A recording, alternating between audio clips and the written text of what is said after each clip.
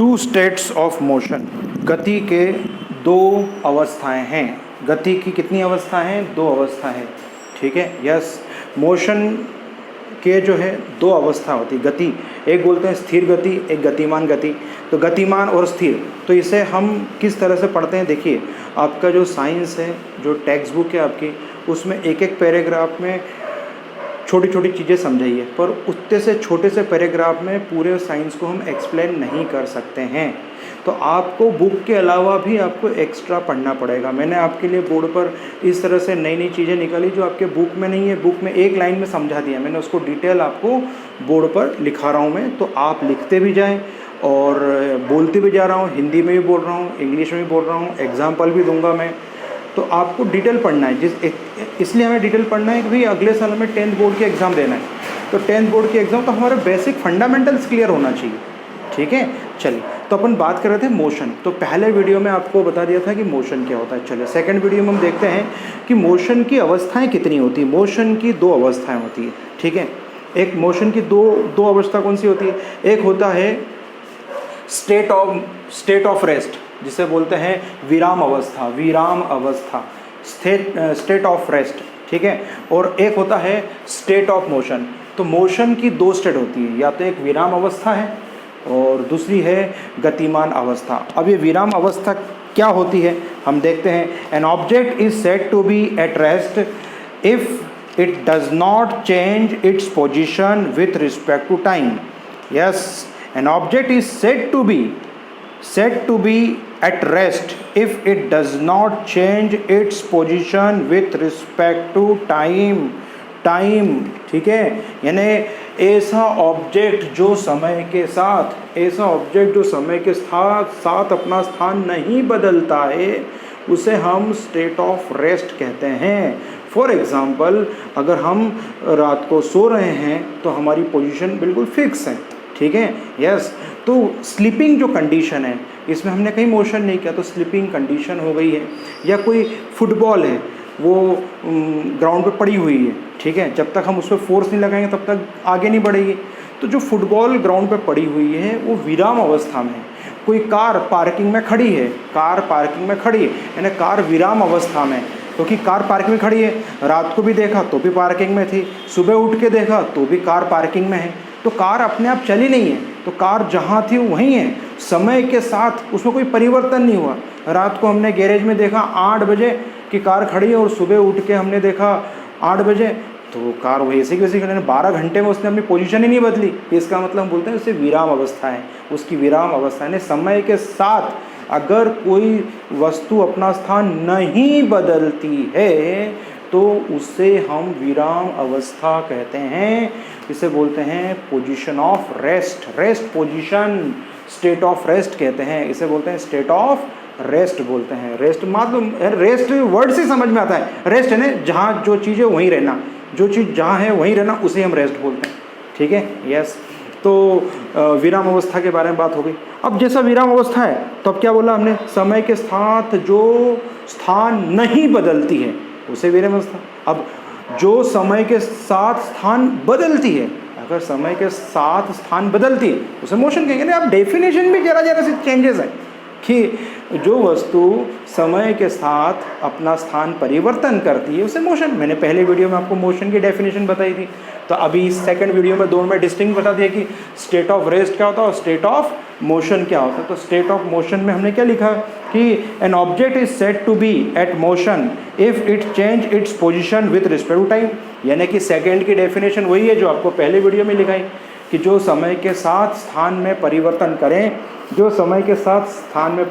करें, उसे हम मोशन यानी गति कहते हैं, ठीक है। तो समय के साथ जो बदलाव होता है, परिवर्तन, स्थान में परिवर्तन होता है, वो गति है। समय के साथ स्थान में परिवर्तन नहीं होता है उसे विराम अवस्था कहते हैं, विराम गति कहते हैं, विराम स्टेट में है, ठीक है। यस, तो इस तरह से हमने स्टेट ऑफ मोशन के दो स्टेट देख लिए। कौन कौन से दो स्टेट देखी हमने? स्टेट ऑफ रेस्ट हो गया और क्या हो गया? स्टेट ऑफ मोशन हो गया। चलिए, तो अब इसके बाद हम बात करते हैं कि टाइप ऑफ मोशन क्या होता है। मोशन के कितने टाइप हैं? तो मोशन के टाइप है, 3 टाइप होते हैं। यानी कि गति के कितने प्रकार होते हैं? गति के 3 प्रकार होते हैं। नंबर 1 लीनियर मोशन, जिसे बोलते हैं रेखीय गति। रेखीय यानी सीधी रेखा में जो चलती है। अभी मैं आपको एग्जाम्पल भी देने वाला हूँ, पहले समझ लें कि गति के कितने प्रकार होते हैं। तो गति के प्रकार क्या? लीनियर मोशन, चलिए okay.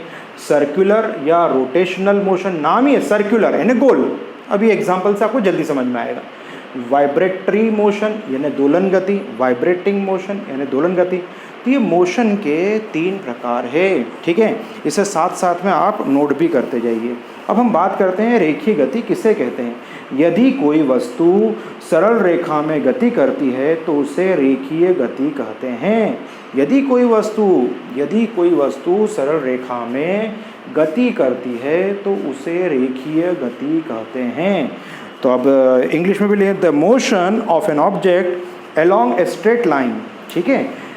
The motion of an object along a straight line is called linear motion, यानी जो सीधी सरल रेखा में गति करता है उसे हम लीनियर मोशन कहते हैं, ठीक है। यस, इसका क्या एग्जांपल देंगे हम?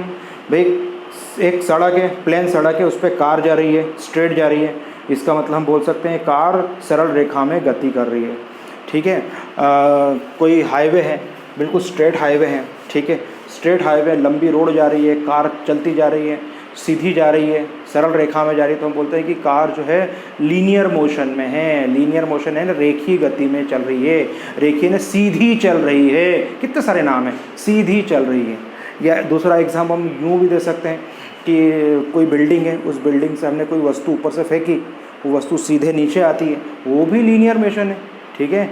तो याद रखिए, कोई वस्तु आपने ऊपर से फेंकी नीचे, वो सीधी चल के आए, वो भी लीनियर यानी रेखीय गति का एग्जाम्पल है। चलो दूसरा टाइप क्या हमारा? दूसरा टाइप है हमारा, देखिए ज़रा, दूसरा है सर्कुलर या रोटेशनल मोशन। ये क्या होता है? The motion of an object along circular path is called circular motion या रोटेटरी मोशन।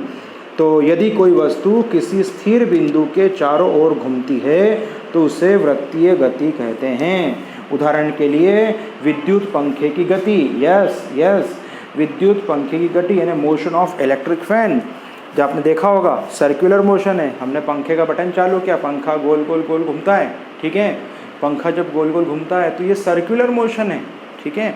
हमें ये भी मालूम है कि हमारी पृथ्वी जो है वो सूर्य के चारों ओर चक्कर लगाती है, ठीक है। पृथ्वी सूर्य के चारों ओर चक्कर लगाती है, ये भी सर्कुलर मोशन है। सारे जो ग्रह हैं हमारे वो पूरे चक्कर लगाते हैं, ऑर्बिट में घूमते हैं, वृत्तीय कक्ष में घूमते हैं, ठीक है। यस, तो ये सर्कुलर मोशन के एग्जाम्पल है। आपने देखा होगा कि सर्कस या कभी कोई मेला लगता है तो मेले में झूला होता है, वो झूला गोल गोल घूमता है, चरक झूला, ठीक है। तो जो चरक झूला होता है, ठीक है, वो गोल गोल घूमता है, तो वो भी सर्कुलर मोशन है। ठीक होगा, आपने किसी मेले में भी देखा होगा, कोई सर्कस या मेले में देखा होगा कि भाई मेला जब लगता है तो उसमें बच्चों के लिए झूले होते हैं गोल गोल घूमने वाले, ठीक। तो उसे भी हम सर्कुलर मोशन का एग्जाम्पल बोल सकते हैं। जैसे बोलते हैं मेरी गो राउंड है ना, चरक झूला, जो मेरी गो राउंड बोलते हैं उसे क्या बोलते हैं? मेरी गो राउंड का मतलब है बच्चों का जो मेले में जो झूला होता है जो गोल गोल घूमता है, उसे मेरी गो राउंड बोलते हैं, ठीक है, चरक झूला कहते हैं। तो क्या होगी अपनी बात? जो सर्कुलर जो सीधी चले, जो सरल रेखा में चले, तो सरल गति यानी लीनियर मोशन, ठीक है। लीनियर मोशन यानी रेखीय गति, जो गोल चक्कर लगाएं, ठीक है। यस, एक सिंपल सी एग्जांपल है, एक धागा लिया, वो धागे में हमने कुछ पत्थर बांध दिए, ठीक। पत्थर को बांधने पर धागे से हम गोल गोल घुमाते हैं, यूँ गोल गोल घुमाते हैं। जब गोल गोल घुमाते हैं तो ये सर्कुलर मोशन है, ठीक है। वो धागे में पत्थर बांधा, तो पत्थर बांध के उसको गोल गोल घुमाते हैं, ठीक है। तो सर्कुलर मोशन, बहुत सारे एग्जांपल सर्कुलर मोशन के, इसके में से एक दो एग्जांपल आपको एक नॉलेज के लिए दिए हैं। चलिए आगे हम बात करते हैं कि वाइब्रेटरी मोशन, तीसरा है दोलन गति क्या होती है? A motion which repeats itself over and over again. Yes, a motion which repeats itself over and over again about a fixed point. यदि कोई वस्तु किसी बिंदु के चारों ओर इधर उधर गति करती है तो उसे दोलन गति कहते हैं। यस, यदि कोई वस्तु किसी बिंदु के चारों ओर इधर उधर गति करती है तो उसे दोलन गति कहते हैं, मोशन। तो ये देखिए, इसका उदाहरण देते हैं, motion of Bob of pendulum, दीवार की जो घड़ी होती है उसमें पेंडुलम गति करता है। Okay, motion of sitar wire, ठीक है, यस, आपने देखा होगा सितार बजता है, ठीक, उसको प्लग्ड करते हैं तो motion of sitar wire when plugged from the middle, जब उसको बीच में से सितार के वायर को हिलाते हैं तो वो उसमें कंपन उत्पन्न होती है और कंपन के कारण जो है वो गति होती है। तो देखिए ज़रा सभी ध्यान दें, तो वाइब्रेटरी मोशन का मतलब क्या है, दोलन गति का क्या क्या एग्जाम्पल है। एग्जाम्पल से हम समझ रहे हैं, आपने देखा होगा कि घड़ी में दोलन गति, वो पेंडुलम होता है, ऐसे ऐसे घूमता है, ठीक है, बार बार अपनी जगह से घूमता है, ठीक, उसको भी छोड़िए। एक और एग्जांपल आपको दूँ जो आपने देखा है, आपने देखा होगा झूला झूलते हैं तो झूला ऐसा जाता है, फिर ऐसा जाता है, फिर ऐसा जाता है। अभी मैं ड्राइंग बना के बताता हूँ बोर्ड पर, ठीक है, तो उसे दोलन कहते हैं, ठीक है, टू एंड फ्रो मोशन बोलते हैं, टू एंड फ्रो मोशन, इधर उधर घूमना है, टू एंड फ्रो मोशन बोलते हैं, इधर उधर घूमना है किसी निश्चित बिंदु के आसपास में। फॉर एग्जांपल, हमने एक धागे में एक पत्थर बांध दिया और धागे को बीच में टाइट कर दिया। अब क्या किया आपने कि नीचे से पत्थर को थोड़ा सा पुश किया, तो पत्थर पहले यूँ जाएगा, धागा यूँ जाएगा, फिर यूँ जाएगा, फिर यूँ जाएगा। इसका मतलब उसमें गति कंटिन्यूस है, मतलब to and fro motion. To and fro motion को बोलते हैं इधर उधर, यानी निश्चित बिंदु के इधर उधर घूमना, ये टू एंड फ्रो मोशन कहलाता है। इसका एग्जाम्पल भी आपको बता दिया मैंने। आपने देखा होगा कि म्यूज़िक में जब सितार यूज़ होता है, सितार वादन होता है, तो सितार वादन में क्या करता है कि जो व्यक्ति होता है जो सितार बजाता है वो बीच में से तार को उठा के प्लग्ड करता है, यानी उठा के छोड़ता है, तो उसमें वाइब्रेशन होते हैं। उस वाइब्रेशन उसमें दोलन होता है, उस वाइब्रेशन के कारण उसमें साउंड प्रोड्यूस होता है। इसका मतलब ये वाइब्रेटरी मोशन का एग्जाम्पल हो गया है। तो इसका एग्जाम्पल एक आपको बता दूं मैं कि यहाँ पर